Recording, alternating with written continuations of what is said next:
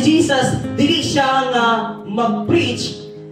Naadyo na siya kinatawag nga demonstration. Mopod kay Jesus. Na siya demonstration nga ako ang punuan o ikaw ang sanga.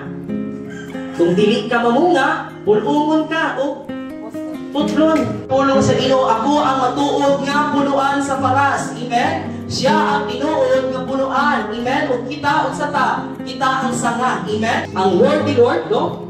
He is the same today and forever. Amen? Stay connected. Amen?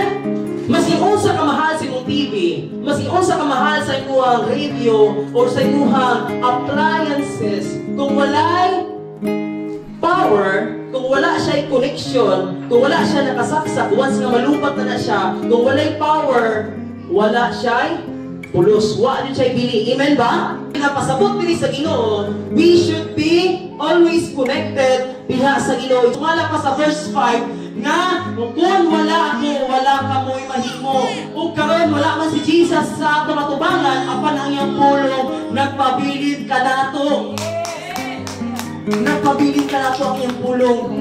Muna igsuon ko, ayaw kaluyang. Stay, remain, no? Nagkapalayo din nga, stay connected na sa Diyos. Kaya nga naman, siya ang atong Diyos nga labing gamahanan. Atong palakpakan atong Diyos.